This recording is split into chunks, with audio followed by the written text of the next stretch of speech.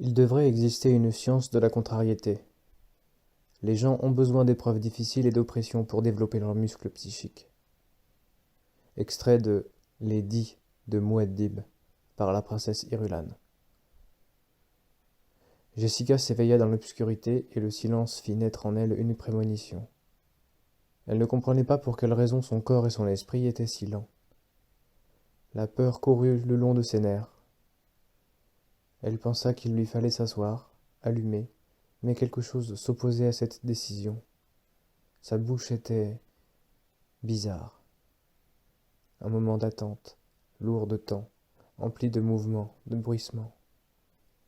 Elle commença à percevoir son corps, les pressions sur ses chevilles, ses poignets. Un bâillon sur sa bouche. Elle était étendue sur le côté, les mains liées dans le dos. Elle tira sur les liens. De la fibre de Krimskel. Leur étreinte ne ferait que se resserrer à chacun de ses mouvements. Maintenant, elle se souvenait. Dans l'obscurité de sa chambre, il y avait eu un mouvement. Quelque chose d'humide et de mou avait été pressé sur son visage, jusqu'à lui remplir la bouche. Elle avait tendu les mains, essayé d'arracher la chose. Elle avait aspiré, une fois, et décelé le narcotique. Sa conscience avait diminué, très vite, la plongeant dans un bain noir de terreur. C'est arrivé, pensa-t-elle. Comme il lui avait été simple de venir à bout d'une Bene Gesserit. La trahison a suffi. Awat avait raison. Elle lutta pour ne pas tirer sur ses liens. Ce n'est pas ma chambre, pensa-t-elle. Ils m'ont emmenée ailleurs. Lentement, elle rétablit le calme en elle-même. Elle prit conscience de l'odeur de sa propre sueur, de l'émanation chimique de la peur. Où est Paul, mon fils? Que lui ont-ils fait? Calme. Elle lutta pour le calme, se servant des vieux enseignements. Mais la terreur demeurait si proche. Leto, où es-tu, Leto? L'obscurité diminuait. Il y eut des ombres d'abord. Les dimensions furent marquées et devinrent autant d'aiguilles de perception. Blanc. Une ligne sous une porte. Je suis sur le sol. On marchait. Elle décelait les pas dans le sol. Elle repoussa le souvenir de la terreur. Je dois rester calme, éveillée, prête. Je n'aurai peut-être qu'une seule chance. À nouveau, le calme intérieur. Les battements de son cœur ralentirent, devinrent réguliers, prirent un rythme. Elle se mit à compter à rebours. Elle pensa, j'ai été inconsciente environ 1 heure. Elle ferma les yeux, focalisa toute sa perception sur les pas qui approchaient. 4 personnes.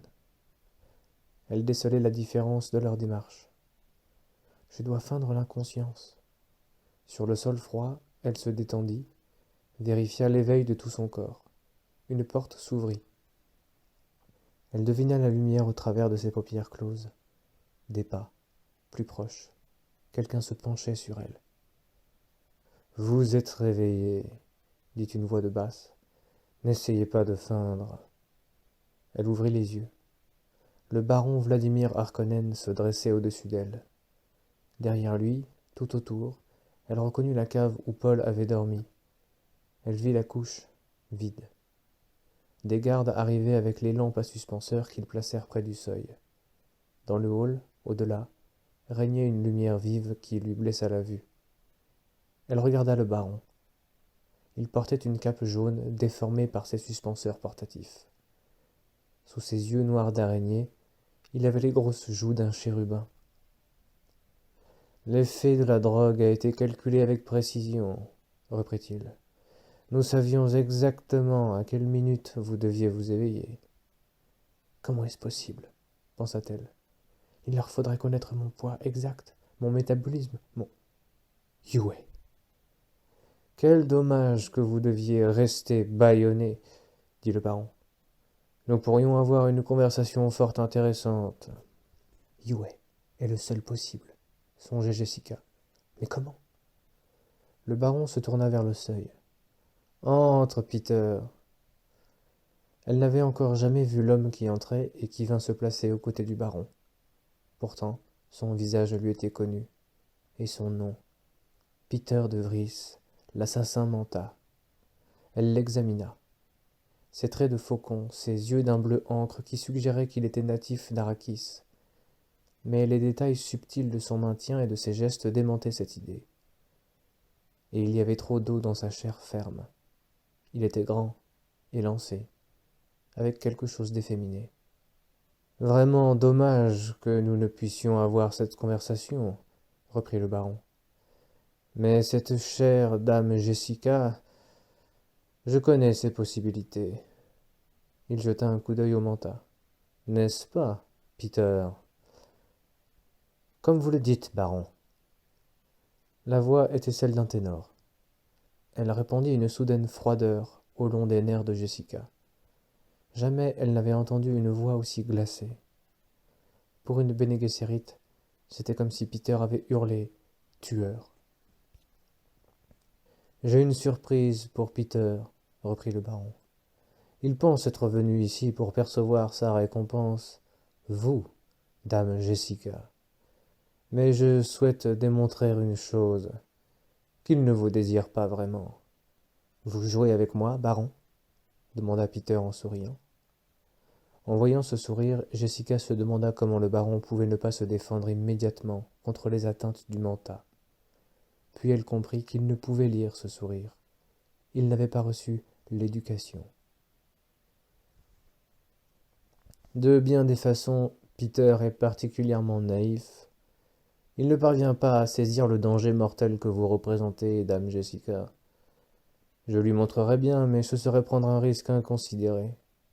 Le baron eut un sourire à l'adresse de son manta, dont le visage était devenu le masque de l'attente. Je sais ce que Peter désire vraiment. Il désire le pouvoir. Vous me l'avez promis. Vous m'avez promis que je l'aurais elle, dit Peter, et sa voix de ténor avait perdu un peu de sa froideur. Jessica avait lu les tonalités clés dans les paroles, et elle eut un frisson intérieur. Comment le baron aurait-il pu faire d'un manta cet animal? Je t'offre un choix, Peter, dit le baron. Quel choix? Le baron fit claquer ses gros doigts. Cette femme et l'exil loin de l'impérium, ou le duché des Atréides sur Arrakis pour y régner en mon nom et à ton gré. Les yeux d'araignée du baron ne quittaient pas le visage du manta. Ici, sans en avoir le titre, tu pourrais être duc, ajouta-t-il. Mon Leto serait donc mort, se dit Jessica. Quelque part, tout au fond d'elle, elle se mit à gémir. Le baron observait toujours le manta. Comprends-toi, Peter. Tu la veux parce qu'elle est la femme d'un duc, le symbole de sa puissance. Elle est belle, utile, parfaitement entraînée à son rôle, mais tout un duché, Peter. Voilà qui est mieux qu'un symbole. Une réalité. Avec cela, tu pourrais avoir bien des femmes et plus encore. Vous ne vous moquez pas de Peter? Le baron se retourna avec cette légèreté de danseur due au suspenseur. Me moquer? Moi? Souviens-toi, j'abandonne l'enfant. Tu as entendu ce que le traître a dit de son éducation. Ils sont pareils, la mère et le fils, mortellement dangereux. Il sourit. Maintenant je dois m'en aller, je vais appeler le garde que j'ai conservé pour cette occasion. Il est totalement sourd. Ses ordres sont de t'accompagner durant une partie de ton voyage d'exil. S'il s'aperçoit que cette femme te contrôle, il la supprimera. Il ne te permettra pas de lui retirer son bâillon jusqu'à ce que tu sois très loin d'Arrakis. Mais si tu choisis de ne pas partir, il a d'autres ordres. Il est inutile de quitter cette pièce, dit Peter. J'ai choisi. Ah ah, une décision aussi rapide ne peut signifier qu'une chose. Je prends le duché. Ne sait-il pas que le baron lui ment? Songea Jessica. Mais comment le pourrait-il donc? Ce n'est qu'un manta dégénéré. Le regard du baron s'était porté sur elle. N'est-il pas merveilleux que je connaisse à ce point Peter? J'avais fait le pari avec mon maître d'armes qu'il accepterait ce choix. Ah bien, Je m'en vais à présent. Ceci est bien mieux, bien mieux. Vous comprenez, dame Jessica, je n'ai aucune rancune à votre égard. C'est une nécessité. C'est bien mieux ainsi. Oui, je n'ai pas ordonné vraiment que vous soyez supprimé. Lorsque l'on me demandera ce qui est advenu de vous, je pourrai hausser les épaules en toute vérité. Vous me laissez donc cela demanda Peter. Le garde que j'envoie prendra tes ordres, quels qu'ils soient. Tu es seul juge. Il fixa son regard sur le manta. Oui, je n'aurai pas de sang sur les mains, ce sera ta décision. Oui, je ne veux plus rien savoir de tout ceci. Tu attendras mon départ avant de faire ce que tu dois faire. Oui, bien. Ah oui, oui, oui. Très bien. Il craint les questions d'une diseuse de vérité, pensa Jessica. Qui? Ah, mais la révérende mère Gaius Hélène Moyam, bien sûr. S'il sait qu'il devra répondre à ces questions, alors c'est que l'empereur est mêlé à cela. Certainement. Mon pauvre Leto. Il lui accorda un dernier regard, puis se dirigea vers la porte. En le suivant des yeux, elle pensa « La révérende mère m'avait averti. C'est un adversaire trop puissant. » 2 soldats Harkonnen firent leur entrée. Un troisième se plaça sur le seuil. Il brandissait un laser et son visage n'était qu'un masque de cicatrices. « Celui qui est sourd, » pensa Jessica. « Le baron sait que je pourrais utiliser la voix. » Le soldat aux cicatrices regarda le manta. « Le garçon est sur une litière, dehors. Quels sont vos ordres ?» Peter s'adressa à Jessica. « Je pensais vous neutraliser en menaçant votre fils, mais je commence à comprendre que cela n'aurait pas été efficace. Je laisse l'émotion prendre le pas sur la raison. Attitude néfaste pour un manta. » Il se tourna vers les 2 premiers soldats, mais le troisième, le sourd, pouvait lire sur les lèvres. « Emmenez-les dans le désert ainsi que le suggérait le traître pour le garçon. Son plan est habile. Les vers détruiront toute trace, on ne retrouvera jamais leur corps. »« Vous ne souhaitez pas les liquider vous-même » demanda l'homme aux cicatrices. « Il lit bien sur les lèvres, » se dit Jessica. « Je suis l'exemple de mon baron, » dit le manta. « Conduisez-les là où le traître disait de les conduire. » Jessica décela le sévère contrôle manta dans sa voix et elle songea. Lui aussi craint une diseuse. Peter haussa les épaules, se retourna et gagna le seuil. Là, il hésita, et elle crut qu'il allait se retourner pour la regarder une ultime fois, mais il partit. « Moi, je ne voudrais pas affronter cette diseuse de vérité après cette nuit, » dit l'homme aux cicatrices. « T'as aucune chance de tomber sur la vieille sorcière, » dit l'un des soldats en contournant la tête de Jessica et en se penchant sur elle. « On ne risque pas de faire notre travail en restant là à bavarder. Prends-la par les pieds et... »« Pourquoi ne les tue-t-on pas ici ?» demanda le sourd. « Ce serait du sale travail. À moins que tu ne veuilles les étrangler, moi j'aime les choses bien nettes. On va les larguer dans le désert, comme l'a dit le traître, on les frappera une fois ou deux et on les laissera faire. On laissera faire les vers.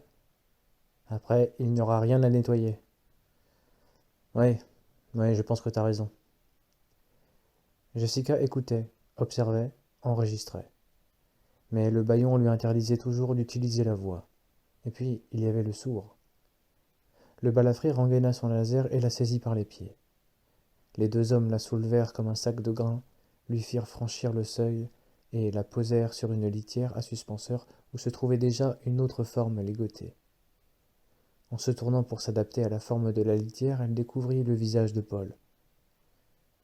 Il était attaché, comme elle, mais n'avait pas de bâillon. Il n'était pas à plus de 10 centimètres d'elle.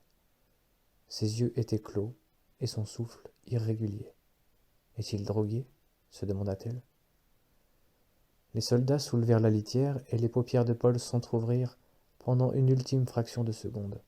2 fentes noires la regardèrent. « Il ne faut pas qu'il utilise la voix, » supplia-t-elle intérieurement. « Pas la voix. Il y a le garde sourd. » Paul avait refermé les paupières. Il avait utilisé le souffle contrôlé, calmé son esprit sans cesser d'écouter leur ravisseur. Celui qui était sourd posait un problème, mais Paul réprimait son désarroi. Le régime d'apaisement mental Bene Gesserit que lui avait enseigné sa mère le maintenait parfaitement éveillé, prêt à utiliser la moindre occasion. Une nouvelle fois, il entr'ouvrit rapidement les paupières pour examiner le visage de sa mère. Elle ne paraissait pas blessée, mais elle était bâillonnée. Il se demanda qui l'avait capturée, elle. Pour lui, c'était parfaitement clair. Il s'était couché avec une capsule prescrite par le docteur Yue et il s'était réveillé sur cette litière. Peut-être cela s'était-il passé peu après, peut-être cela s'était-il passé à peu près ainsi pour sa mère. La logique disait que le traître était Yue, mais il ne s'était pas encore définitivement prononcé sur ce point. Il ne pouvait comprendre. Un docteur Souk, un traître. La litière s'inclina légèrement au passage d'une porte, puis ils se retrouvèrent dans la nuit étoilée. Une bouée de suspension frotta la paroi, puis les pas des soldats craquèrent dans le sable. L'aile noire d'un orni apparut, occultant les étoiles. La litière fut déposée sur le sol. Paul ajusta sa vision à la faible clarté. Il vit que c'était le soldat sourd qui ouvrait la porte de l'orni. Il se penchait à l'intérieur, dans la pénombre colorée de vert par le tableau de commande.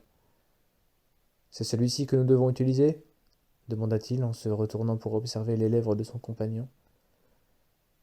Le traître a dit qu'il était prévu pour le désert. Le sourd acquiesça. Mais c'est un orni réservé aux proches liaisons. On ne pourra pas monter à plus de 2 là-haut. 2, c'est assez, dit le troisième soldat. Il s'avança à son tour afin que le sourd pût lire sur ses lèvres. On peut s'en charger tout seul à partir de maintenant, Kinette. Le baron m'a dit de m'assurer de leur sort, dit l'homme aux cicatrices. Pourquoi t'en faire comme ça? C'est une sorcière Bene Gesserit. Elle a des pouvoirs. Ah! L'homme leva le poing près de son oreille. C'en est une, vraiment?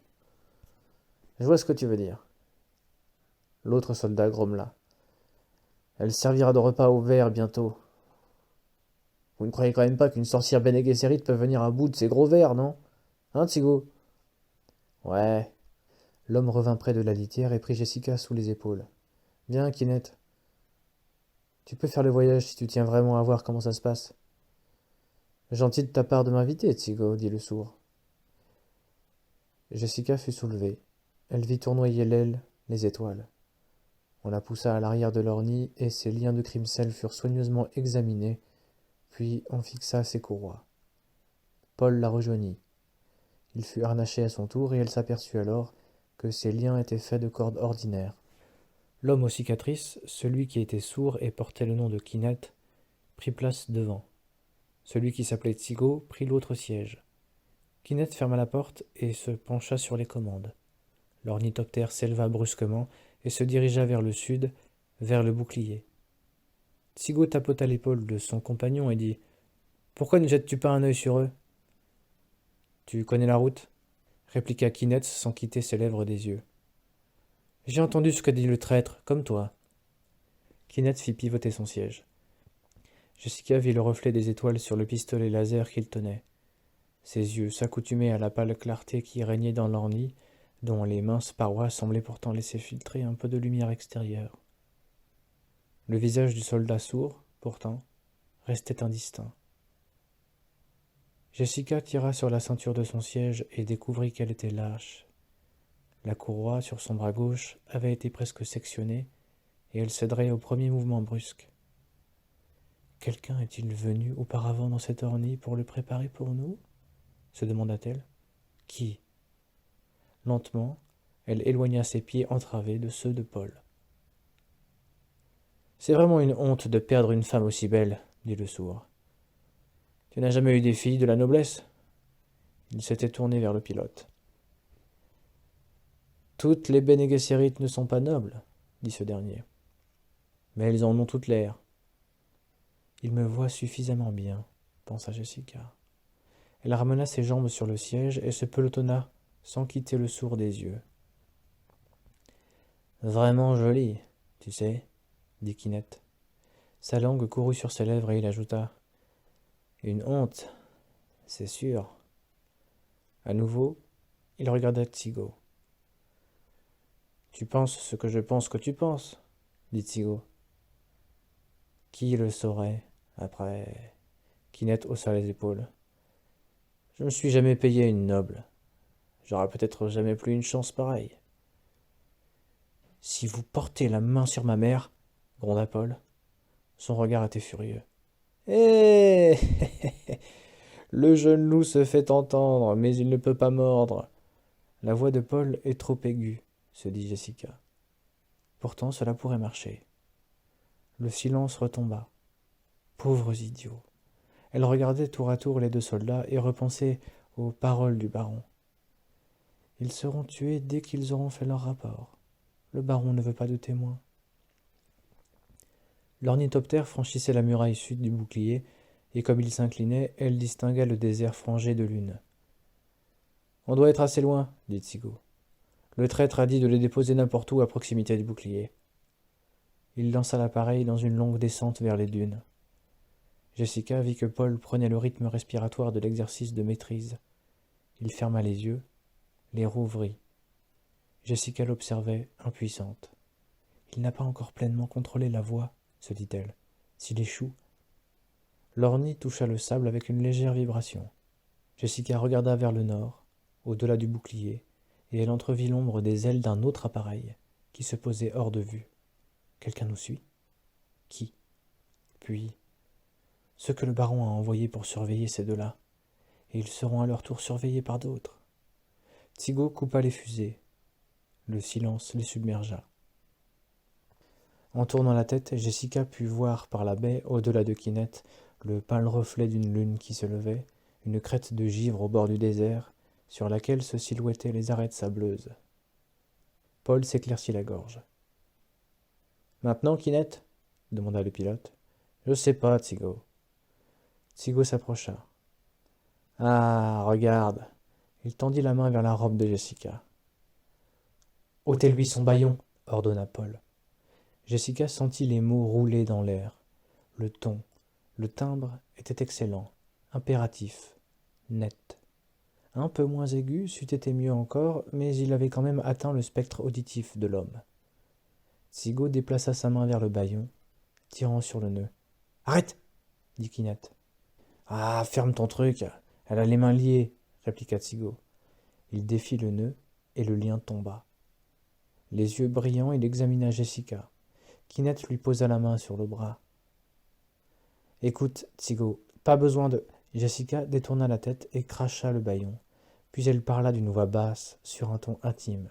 « Messieurs, inutile de vous battre pour moi. » Dans le même temps, elle se tortillait pour le plaisir des yeux de Kynette. Elle décela leur tension. Elle sut qu'en cet instant précis, ils étaient persuadés qu'ils devaient se battre pour elle. Leur désaccord n'avait besoin de nulle autre raison. Dans leur esprit, déjà, ils se battaient pour elle. Elle dressa la tête dans la clarté du tableau de commande, afin que Kynette pût lire sur ses lèvres. « Il ne faut pas être en désaccord. Une femme vaut-elle qu'on se batte pour elle ?» Ils s'éloignèrent l'un de l'autre, le regard méfiant. En parlant, en étant là, elle représentait la cause vivante de leur lutte. Paul gardait les lèvres serrées, se forçant à demeurer silencieux. Il avait utilisé son unique chance de se servir de la voix. À présent, tout dépendait de sa mère, dont l'expérience était tellement plus grande que la sienne. « Oui, » dit Kynette. « Inutile de se battre pour... » En un éclair, il lança sa main vers le cou du pilote. Le coup fut paré avec un claquement métallique. Un seul mouvement, Tsigo se saisit du bras de Kynette et lui frappa la poitrine. Le sourd grogna et s'effondra contre la porte. « Tu me prends pour un abruti? Tu croyais que je connaissais pas ce coup ?» dit Tsigo. Il ramena sa main et le couteau brilla dans le clair de lune. « Et maintenant, le jeune loup, » dit-il en se penchant vers Paul. « Inutile, » murmura Jessica. Il hésita. « Ne préférez-vous pas me voir coopérer? Laissez une chance à mon fils. » Ses lèvres dessinèrent un sourire. « Il n'en aura pas tant dehors dans ce sable. Donnez-lui seulement cette chance et vous pourriez en être bien récompensé. » Tsigo regarda à gauche, à droite, puis son attention se reporta sur Jessica. « Je sais ce qui peut arriver à un homme dans ce désert. Le garçon pourrait trouver, à la fin, que le couteau est la meilleure solution. Est-ce que j'en demande autant ? dit Jessica. Vous essayez de me tendre un piège. Je ne veux pas voir mourir mon fils. Est-ce donc un piège? Tsigo recula et s'appuya au montant de la porte. Puis il saisit Paul, le tira sur le siège et le maintint immobile, presque sur le seuil, le couteau levé. Si je coupe tes liens, jeune loup, que feras-tu? Il partira aussitôt et il courra vers ces rochers, dit Jessica. C'est ça que tu feras, jeune loup? Demanda Tsigo. La voix de Paul était judicieusement assourdie. Oui. Le couteau fut abaissé et les liens tombèrent. Paul sentit la main dans son dos qui allait le pousser, l'envoyer rouler dans le sable, et il feignit de perdre l'équilibre. Il se rapprocha au montant de la porte, pivota comme pour se rétablir, et lança son pied droit. L'orteil était pointé avec une grande précision qui était due aux longues années d'entraînement, comme si, en fait, l'enseignement de toutes ces années se concentrait dans cet instant précis. Chaque muscle du corps participait au mouvement. La pointe du pied frappa l'abdomen de Tsigo exactement sous le sternum, percuta avec une force terrible le foie et le diaphragme pour venir écraser le ventricule droit. Avec un cri étranglé, Tsigo s'effondra sur les sièges. Paul, les mains paralysées, poursuivit sa chute et roula dans le sable, se redressant dans le même mouvement. Il replongea à l'intérieur de la cabine, trouva le couteau et le maintint entre ses mâchoires pendant que sa mère sciait les liens sur la lame. Ensuite, elle trancha elle-même ceux de Paul. « J'aurais pu m'occuper de lui, dit-elle. Il aurait bien fallu qu'il me libère. Tu as pris un risque stupide. J'ai vu l'ouverture et j'ai agi, dit-il. Elle perçut le ferme contrôle de sa voix et dit « Le signe de la maison de Yue est gravé sur le plafond de cette cabine. » Il leva les yeux. « Sortons et examinons cet appareil, reprit Jessica. Il y a un paquet sous le siège du pilote. Je l'ai senti en montant à bord. Une bombe? J'en doute. C'est quelque chose de bizarre.